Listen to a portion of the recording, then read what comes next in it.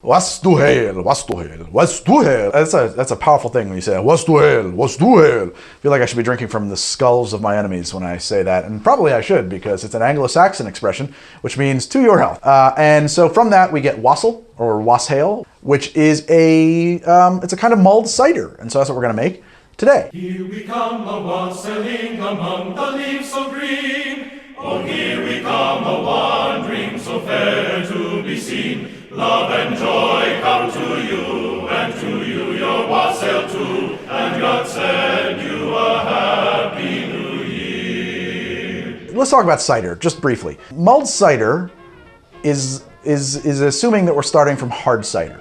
And when people talk about cider, particularly in anything that was written before Prohibition, they mean fermented cider. They mean alcoholic cider. As a matter of fact, the idea of even drinking apple juice is a post-Prohibition concept in America. It comes from apple growers desperate to not go out of business when we outlawed alcohol in America. You could make this with a non-alcoholic cider, and in truth, maybe you want to, because we will be adding other alcohol to it. But for historical purposes, we're gonna make this with Henry's Pippin hard cider. Whatever cider you wanna use, whatever you call cider is fine for making wassail. Wassail. I don't know what is the emphasis? Is it wassail like yeah, I think so. I think you just say it. I think it just rolls off the tongue. It's wassail. It's not wassail. It's not wassail. I feel like that sounds weird, but it might be. I don't know. And the audience can't talk to me, so I get to say it however I want. Wassail! And we're gonna need a lot of ingredients, and as you notice, things are a little crowded here. So this is gonna get busy. But the end result is gonna be a delicious, traditional mulled cider to share with your friends. And if I do it right, it's gonna look downright Martha Stewarty. So I'm just gonna set this to 350 degrees and start it up. And so the first thing I need to do here is I need to core some apples. You want a hard, tart apple. And I'm just gonna cut a circle here and try to remove the core. I'm doing this probably the worst way possible. But if you wanted to, a spoon or melon baller can help you core these out just a little bit more. Edible parts too. You know that? There's no such thing as a core to an apple. You can eat the whole thing. No reason to let it go to waste, you know, you're good apples. Applesauce. Remember that was an expression in the 20s? I wasn't there either, so. We're gonna take about a 1/4 cup of sugar, but in truth, once again, kind of like the butterbeer, this isn't really a rocket science recipe. We just kind of want to get some sugar into the apples, and in total, about a 1/4 cup. I'm using an unrefined sugar, a nice demerara or cane, sugar here, and I'm just gonna kind of fill these little holes I made. Okay, and the next thing I wanna do is take 1 orange. I'm gonna stick 13 cloves in it. And I don't know much about why that works, but it does. It can actually, if you use enough of them, 13 isn't quite enough, it will dry out and preserve the orange. And it can kind of become like a scent thing. A scent thing, like an air freshener. Honey, where's the scent thing? I don't know your fancy words for things.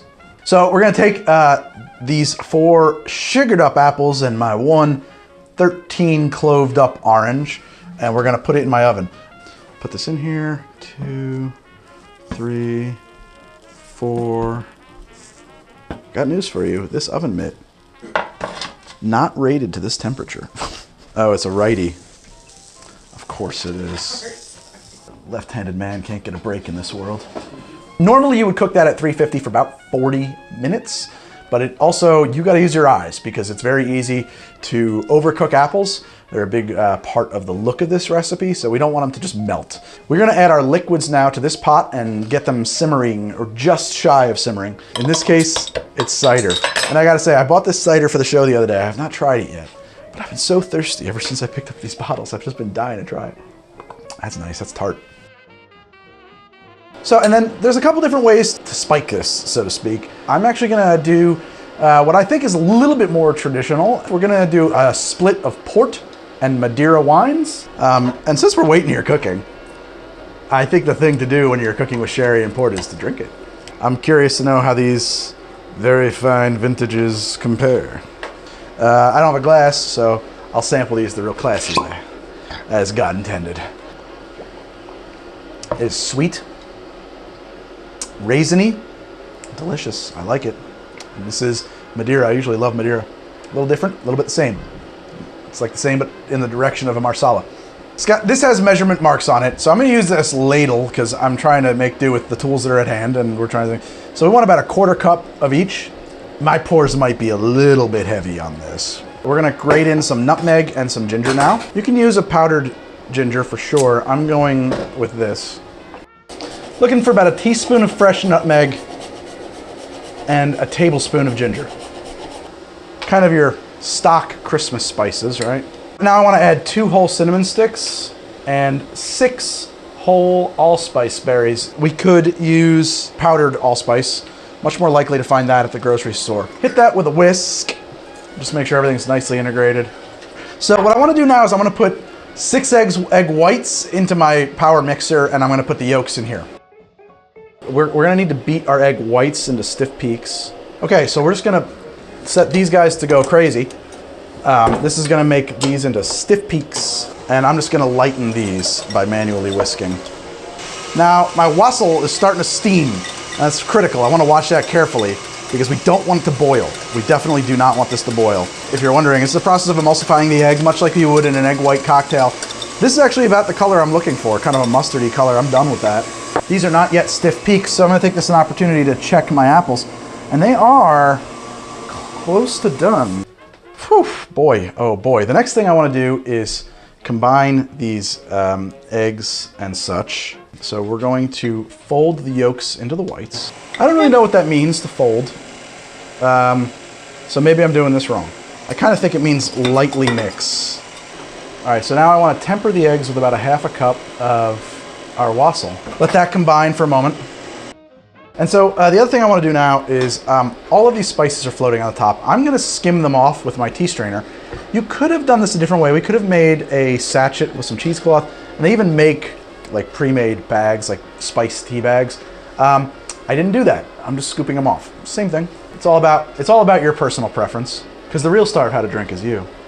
I am also not hypersensitive to there being some residual things in my drink. So if that's a real concern for you, then you're going to want to do this a slightly different way. For me, what I'm getting right here is perfect amount of wassail pulp. It's not quite a Grove stand, not quite home style even, really. This is sort of somewhere between regular and home style. So I want to add that to this.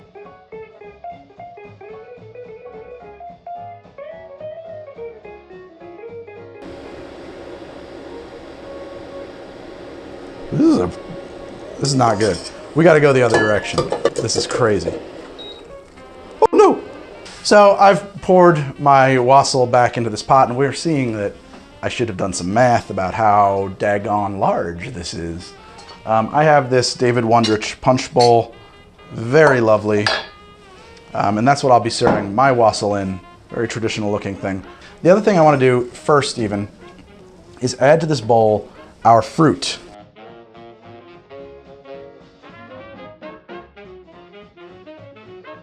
Okay, now I'm going to start transferring actual wassail into my punch bowl. So we're going to have this wassail. The wassail is ready. The wassail is served. A wassailing we go.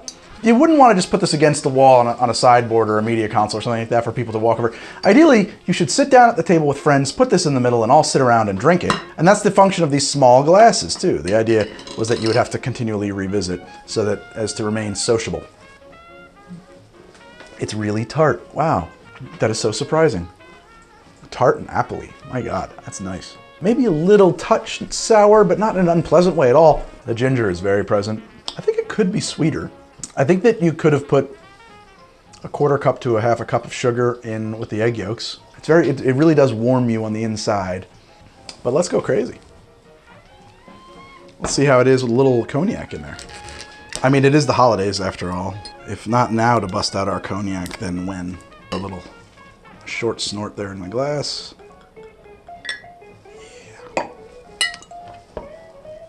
Yeah.